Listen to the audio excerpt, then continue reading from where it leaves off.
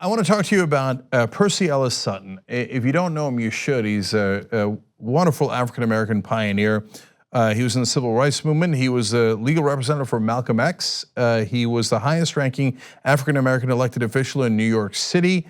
He was the Manhattan Borough president from 1966 to 1977.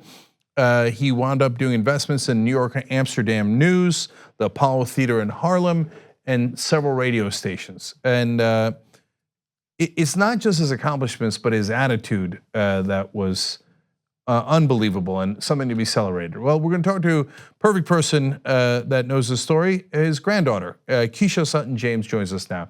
Keisha, welcome to the program. Hi, thanks for having me. Oh, no problem. So Keisha, there's so much that I want to talk about in regards to your grandfather.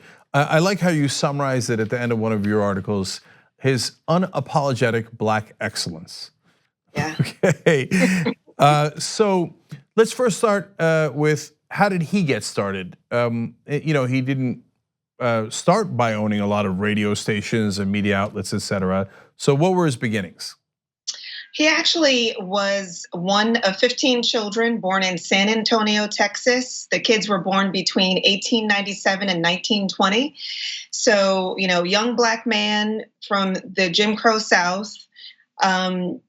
Not the recipe for this kind of meteoric success, but his parents were incredibly focused on excellence and education and achievement. So, he and his siblings were all super high achievers. There were, of the 15 kids, there was a medical doctor, a female medical doctor, the first African American elected to office in the state of Texas post Reconstruction.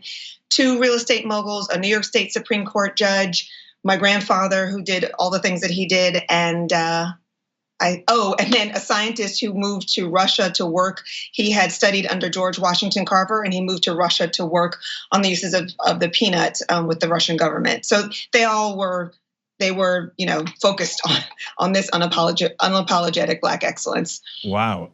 See, that's the kind of Russian collusion I can get behind. Bringing peanut butter to Russia. I mean, you want to talk about excellence. Okay, so I love the story of how he bought his first AM station. So it was back in 1971. He didn't have the money, so how did he get the money? That's an amazing story. Tell us about that. It is, and actually I learned a little more about this just the other day. My dad and I did an interview that's actually on a podcast called Without Fail, where I learned that not only, I knew that we had pulled together, my grandfather, his brother, who was the judge, and a number of shareholders, a couple dozen, to call it 3 dozen shareholders, had pulled together their resources. These were lawyers, doctors, teachers, and other kind of middle-class African Americans, professionals.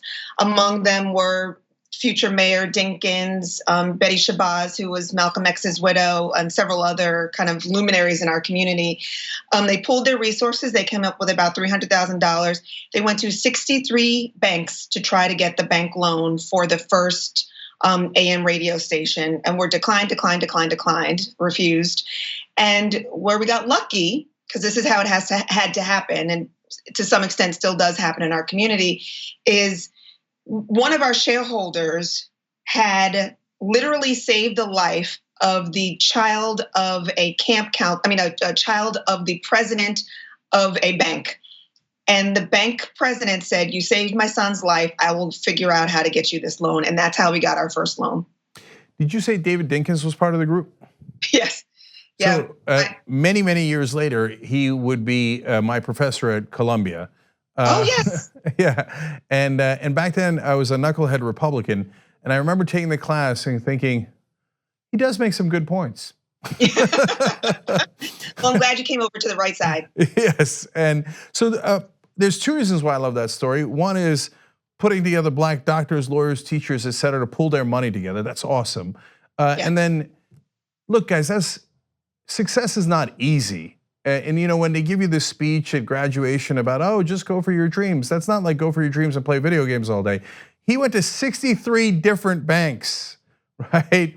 And perseverance. that's right. It's all about perseverance. Now, once he owned the station, he took a different route than most. What did he do with the station? So he had a political background, and you should know that he, was an activism and political background. His family they were very active in the NAACP during his upbringing. As I said, and he was very active in the NAACP. He eventually became a Spring Garden awardee, which is their highest honor. Again, he was Malcolm X's attorney. He had a political background. His entire kind of purview was community and service oriented. So our radio stations always had that element to them. One of our stations, our AM station, WLIB, was a black talk station for decades. And frankly, we lost about $1 million for decades. $1 million per year for decades, doing black talk, because it was our community that was his focus. In fact, he invested a ton of time and money in promoting and really, giving awareness around. He was Mayor Dinkins and Reverend Sharpton and all these folks were mentees of his. So when they were running for office, both Jesse Jackson and Mayor Dinkins, when they were running for office, there was a huge push to, educate the community around their candidacies and to develop a voter bloc, if you will, around their candidacies. And they always say that the two Jackson runs in 84 and 88 created the voter base to make the Dinkins candidacy successful in New York, because we had such a strong black voting bloc in New York by 89. And by the way, you should know, if you don't already know this, Dinkins, Charlie Rangel, and Basil Patterson, whose son eventually became governor and who was a major labor lawyer, the four of them were called the Harlem Gang of Four, and they were super tight and focused on our community from different angles. I don't know that there's anything cooler than the Harlem Gang of Four.